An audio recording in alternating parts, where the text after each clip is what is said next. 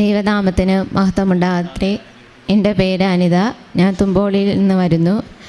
ഞാൻ വളരെ കാലങ്ങളായി എനിക്കൊരു ഭവനമില്ലായിരുന്നു. അതിന് ഒരുപാട് നാളായി ഞങ്ങൾ ഭവനമില്ലാതെ വാടകയ്ക്കൊക്കെ ആയിരുന്നു താമസിച്ചിരുന്നത്. അപ്പോൾ സെപ്റ്റംബർ 21 ഞാനിവിടെ ഉടമ്പടി വന്ന് ഞാൻ എടുത്തത്. അതിൻ്റെ ഫലമായി എനിക്കെൻ്റെ മാതാവ് നല്ലൊരു ഭവനം തന്നനുഗ്രഹിച്ചു. ഉടമ്പടി എടുത്ത 1 വർഷം തികയുന്നതിന് മുമ്പ് തന്നെ എൻ്റെ അമ്മ എനിക്ക് നല്ലൊരു ഭവനം തന്നനുഗ്രഹിച്ചു. ഞങ്ങൾ പല ഭവനമില്ലാതെ പലയിടങ്ങളിലും ഞങ്ങൾ ഒരു അന്തിക്ക് കിടക്കാനായി ഞങ്ങൾ പോയിട്ടുണ്ട്. എല്ലാവരും ഞങ്ങളെ ഇറക്കി വിടുകയാണ് ചെയ്തത്. ഞാനിവിടെ ഉടമ്പടി എടുത്തതിൻ്റെ ഫലമായാണ് എൻ്റെ അമ്മ എനിക്ക് നല്ലൊരു ഭവനം തന്നനുഗ്രഹിച്ചു. പിന്നെ എൻ്റെ ജീവിത പങ്കാളിക്ക് ജോലിയില്ലാതെ വളരെയേറെ വിഷമിക്കുകയായിരുന്നു. ഇന്നലെ എന്നെ വിളിച്ചു പറഞ്ഞു എനിക്ക് ജോലി കിട്ടി, അതിന് പരിശുദ്ധ അമ്മയോട് നന്ദി പറയണമെന്ന് എന്നോട് പറഞ്ഞു. ഞങ്ങൾക്ക് പരിശുദ്ധ അമ്മയോടും തിരുക്കുമാരനോടും ഞങ്ങൾ വളരെയധികം നന്ദി ഞാൻ അർപ്പിക്കുന്നു. 8 വർഷമായിട്ടാണ് ഭവനമില്ലാതിരുന്നത് അല്ലേ? ഉടമ്പടി എടുത്തതിന് ശേഷം എപ്പോഴാണ് സാധിച്ചു കിട്ടിയത്?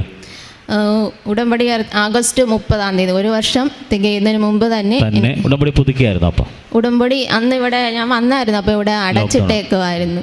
ഞങ്ങളിവിടെ വന്ന് പ്രാർത്ഥിക്കും, പുറത്ത് വന്ന് ഞങ്ങൾ പ്രാർത്ഥിക്കുമായിരുന്നു. പരിശുദ്ധ അമ്മ 8 വർഷമായിട്ട് ഭവനമില്ലാതെ അലയുകയായിരുന്നു അല്ലേ? ഒത്തിരിയേറെ ഒരുപാട് വിഷമങ്ങൾ അനുഭവിച്ചിട്ടുണ്ട് ഞങ്ങൾ.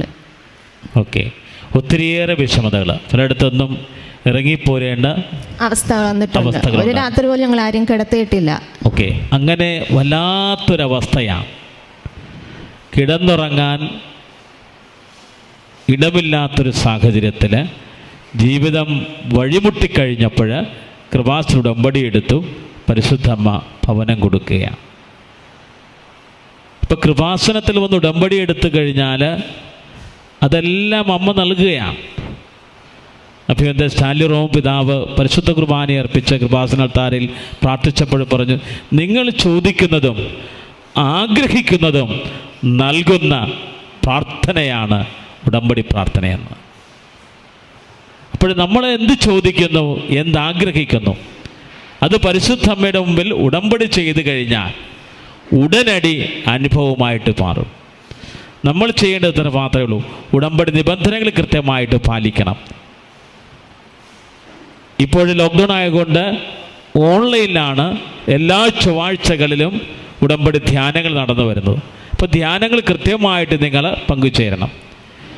തിരുവചന വായന 1/2 മണിക്കൂർ കൃത്യമായിട്ട് വചനം നിങ്ങൾ ഉടമ്പടി എടുത്തിട്ടുള്ളവരും ഓൺലൈൻ ഉടമ്പടി എടുത്തിട്ടുള്ള എല്ലാവരും വായിക്കണം. പ്രേക്ഷിത പ്രവർത്തനം ചെയ്യണം, പുണ്യപ്രവർത്തികൾ ചെയ്യണം.